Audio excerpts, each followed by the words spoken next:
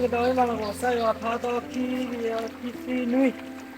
thà to này khi nuôi có to sữa nào cái này thế tôi lại khi đó rồi vì ở mà lúc qua là cái phổ thọ đó kia là bùa bùa của ô sữa đó